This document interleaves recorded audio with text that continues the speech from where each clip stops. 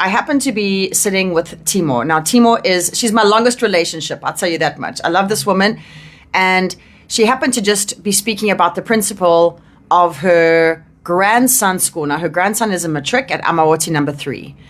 And she just was speaking about that, had a meeting and how they are, as parents and just the teachers, trying everything they can to try and improve the school, specifically the bathroom situation.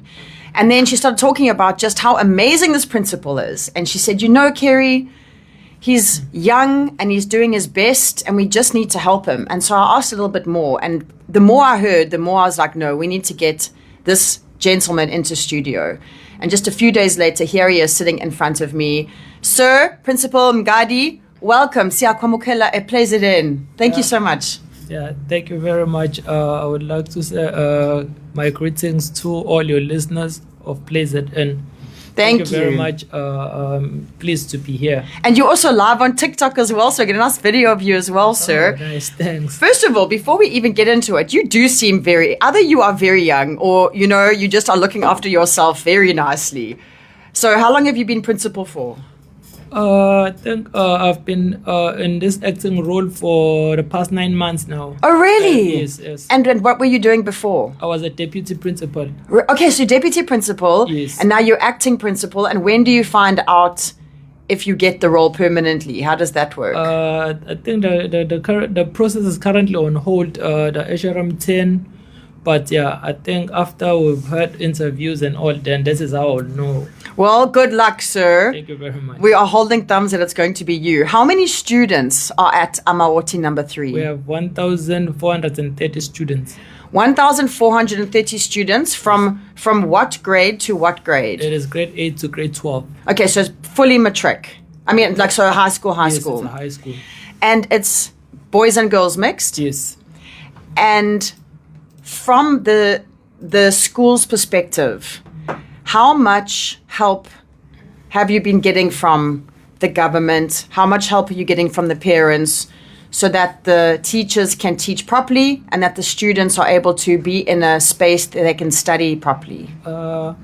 From the government, I think the government is trying its best to help us. It's just that at the moment, the department doesn't have funds or it doesn't have adequate funds to basically fund our school due to the fact that our school is still, it is not a permanent structure. It is made up of prefabs. Okay, so your school is made up of prefabs, yes, not permanent. Yes. So are the walls at least properly stable, or do you have some of them that are made of like cardboard and stuff? I think it's a material, it's a metal of some sort, not necessarily a cardboard per se, but it's a prefab. So now we moved into this site in 2016. Okay, so 10 years. Yes, it's been 10 years. So they were supposed to build us a school, apparently, but there have been like problems due to... Oh, wait. So 2016, the school gets a site. Yes. The government says they're going to build a actual brick school. Yes. But 10 years later, has anything been built at all? No. We're still in that temporary structure. How many children per class, sir? On average, I would say maybe 75 per class. How many? 75 per class. 75 children? Yes. And how many teachers in that class? You would have one teacher, maybe somewhere around 75. And so is that 75 of one grade? So grade 9, the one class is 75 all grade 9s, or is it a mix of ages? What I would say is that, like, let's say, okay, you have 5 grade 8 classes. 5 grade 8 classes? Yeah, each having an average of 75. So you also have 5 grade 9 classes, also sitting somewhere around, let's say, between 60 and 70. You have 5 grade 10 classes. So there you have some which have all the way up to 80, some have 40, some 60, depending on the stream that the learners have chosen. Poor teachers. Yeah. How do the teachers cope with 70 children? Yeah, they are trying their best. That is why we are seeking all the help we can get to basically ease the situation in our school. I mean, that's double what I had in my school. So I went to a big school, also Yes. Durban Girls High, Yes. government school. Very nice school. Very nice school. Yeah. all girls. Yes. There were 300 and something girls in my grade, but we had 10 classes of 30. Oh, 10 classes of 30. Oh. So you would have 5 classes of 60. Yes. Okay. And the toilet situation, sir? So, yes. Apparently, we have 6 toilets for girls. So you're looking at around 745 girls sharing 6 toilets instead of them being 12. So now, from time to time, they tend to block now.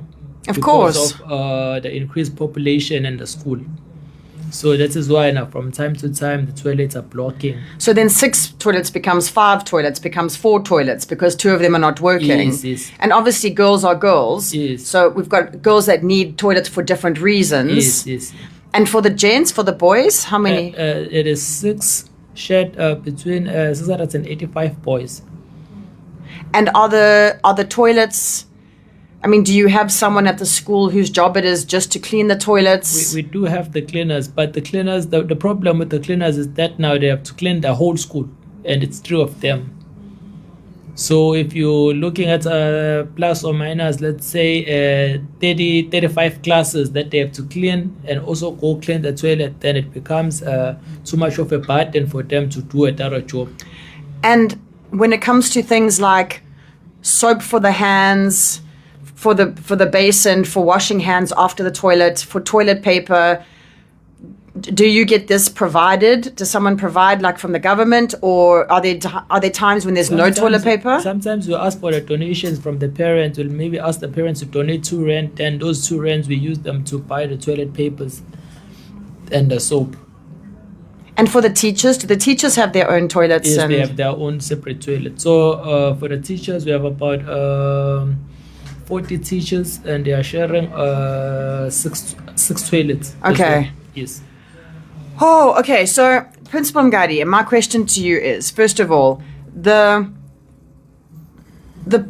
don't know how to ask this. I mean this respectfully, but the pass rate of your school at the moment, do you find that it is impacted by the situation at school? So do you think that if the classes could be smaller and you could have better facilities, that the students would do better?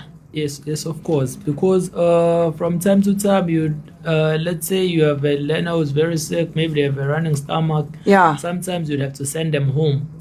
So because there's not enough bathrooms. Yeah, because not enough bathrooms, or sometimes the bathrooms are blocked. So sometimes we have to send them home. This is the problem. So it has a negative impact on teaching and learning. Since now, if you don't have bathrooms, so you have that problem. That is why sometimes even the department would ask you to close the school if the bathrooms are not functional. Oh my goodness. You are creating an unhygienic situation where you have a large number of people sharing a space, but there is not enough ablution facilities for them. And I hear stories about Amawoti often. Maybe there's no power one day or there's no water one day. With your school, do you often have power and water, or are there many days that you have no electricity and no water? I would say with electricity and water, we don't have so much of a problem. When it comes to water, maybe we need to fix our plumbing so that now we have properly running water. But with electricity, yes, we do have an electricity challenge in some of the classrooms. But in terms of the area where the school is situated, we don't have power cuts. And do you have a field or anything where the children can play at break time, or they can sit and shade when it's time for break? We do have a space where they play, but wouldn't call it a proper field per se. Yeah. Because it's just a grass field where they are just playing when it is break time. Okay. Yeah, I think it is part of the school site where the constructor.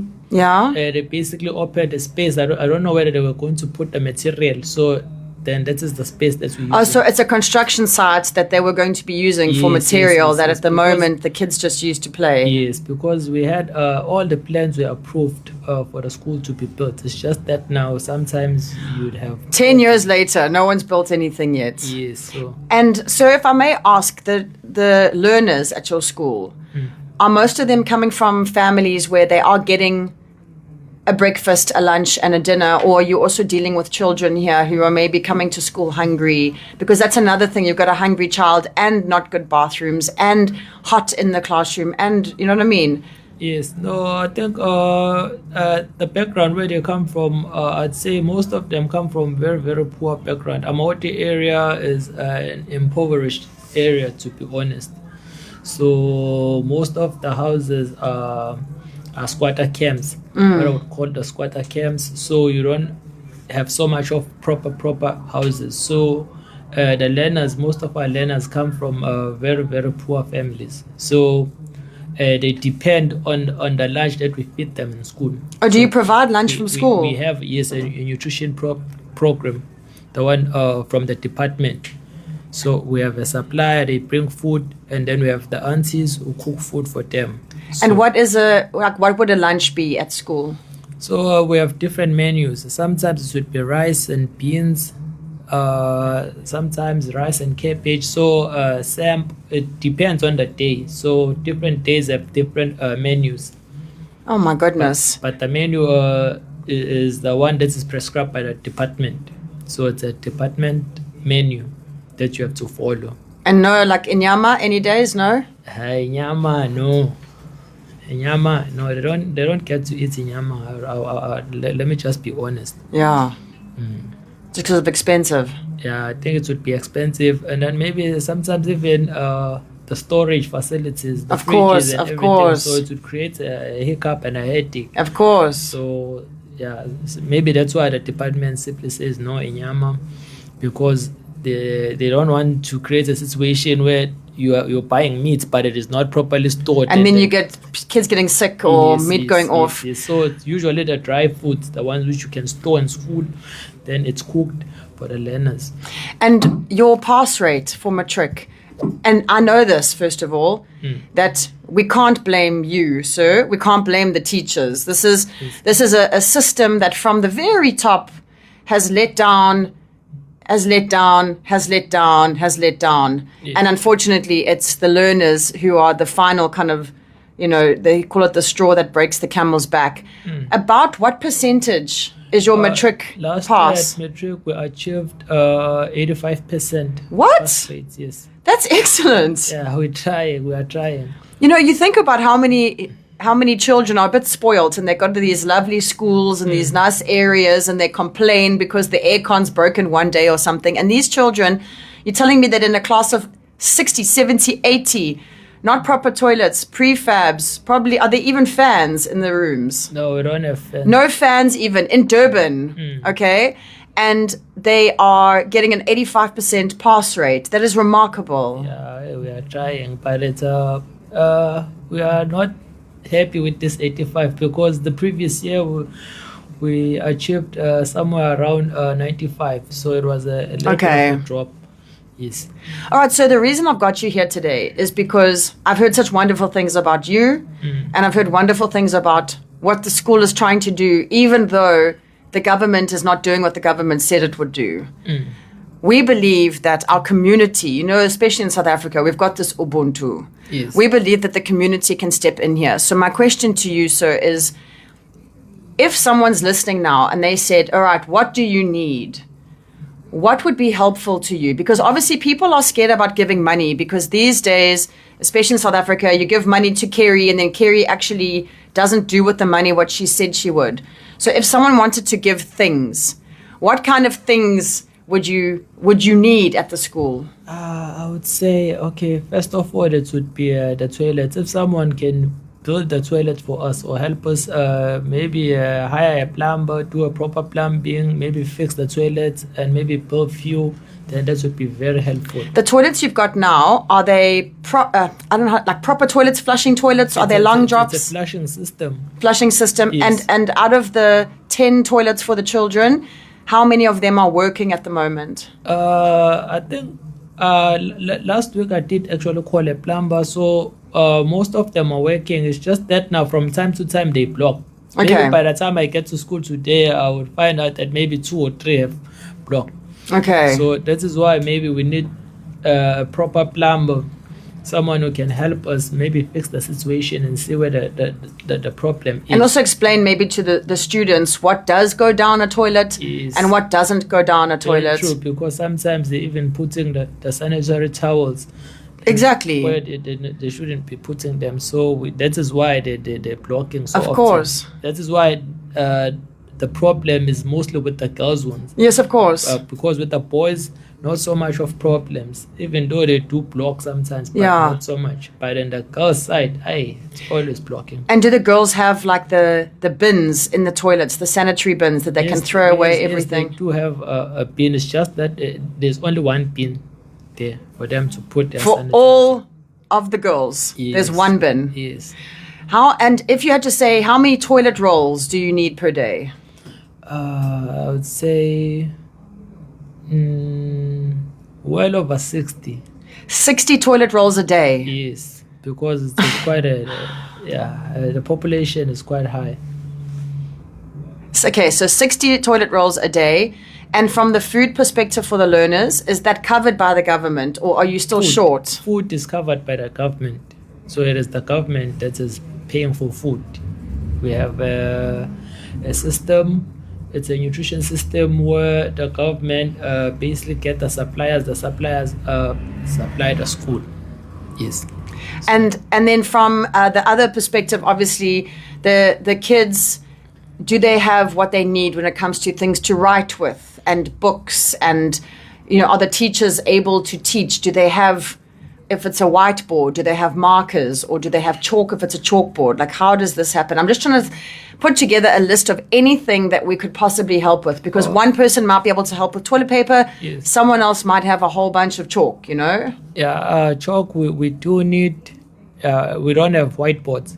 Okay, so you got the blackboards or the green boards. Yes, it's a normal chalkboard. Chalkboard, yeah. Yeah. So the whiteboards, no, we do not have in the school. So I would say yes, chalk, stationery would help. And for stationery, do you mean pens, pencils? Yes, even the fly papers, the ones for writing exams. Oh. Yeah, so when they're writing exams, they use the fly papers. We call them the fly papers. It's your normal papers. It's just that they are packaged in such a way that now it makes it easy for us to take from there when they're writing exams. So that's another challenge that we usually have. So we have to have fly papers for them to write exams. Yes. Sure. This is a lot. Yes, it's quite a lot. So, but mainly our problem is with the infrastructure. Yeah, the infrastructure is not there. Some of the windows are broken. So we have broken windows. Some of the classes do not have doors. So maybe if we can get people to help us with such, or even the furniture, the desks. So do the children just all sit on the floor? No, they don't sit on the floor per se, but we don't have enough furniture. So some they would have to share to a point where maybe you have 4 learners per desk instead of 2 or 3. And you said even in the classrooms, and I mean, come on, guys, KZN, it gets boiling. Even if you've got a fan, it's still boiling. But these 60 learners, one classroom, no fan even. No fan. Is there electricity if someone had to have a fan? We do have electricity. So if someone would want to donate fans, then it would help because electricity is there. So it would help us a lot. What is the price of school fees at Amaoti number 3? It's a non-fee paying school. It's a non-fee paying school? Yes. That is why we have so many learners. It's because now there are only 2 high schools in the area. And we have a large number of people living in Amaoti area.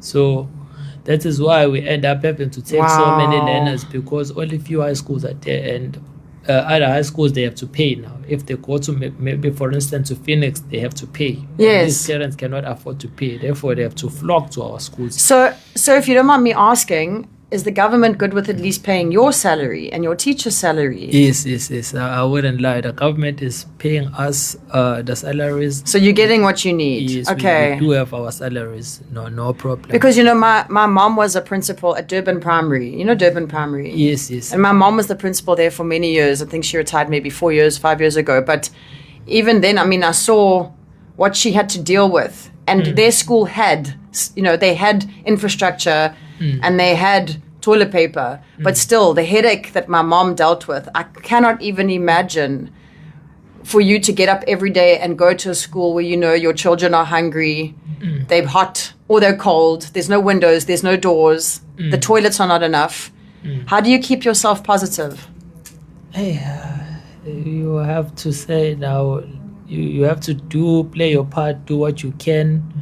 And if you can maybe make a small difference in one child's life, then that is what keeps you going and say, okay, let's just try and do something good for these learners so that they can escape this impoverished background where they come from. So we want to give them the best education we can so that they can one day maybe go back, improve the situation in their homes. Because that is what we are striving for. That is why I want to get 100% pass rate, because each and every child must be able to somehow make a difference where they are coming from. So we want to be the school that is going to produce productive individuals in the near future who can come back and help the community where they come from. Oh man, from your lips to God's ears, sir. I'll tell you what. Hopefully, yes, God is listening. If you have been listening or watching and you feel like you can somehow assist, and I know, Ali, I'm sorry we're late for news, please reach out to us. I've got Principal Mngadi's number, so I will make sure that he gets any messages.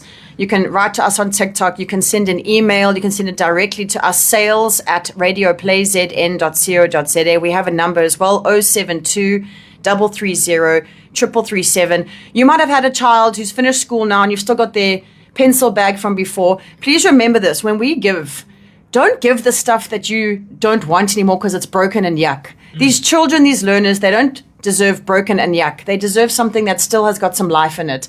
So maybe it's pencil bags, pencils, crayons, paper, books, loo paper. Someone who's a plumber who's prepared to give some time. Anything that you can think of that you're willing to help. Amaoti number 3 needs this. It's a non-fee paying school. So think about how these families cannot even afford 500 Rand for school fees. And this principal is doing the best he can. The teachers are sitting with 80 students in a class. Please, can we help? Can we do the thing that South Africans do and we help each other? I believe we can. So I hope that I'm going to be speaking to you again very soon with some good news. Thank you very much. Hopefully, yes. And thank you for coming to see us today. I'm sorry you're late for school. No problem. I hope the principal doesn't give you detention. I already have it.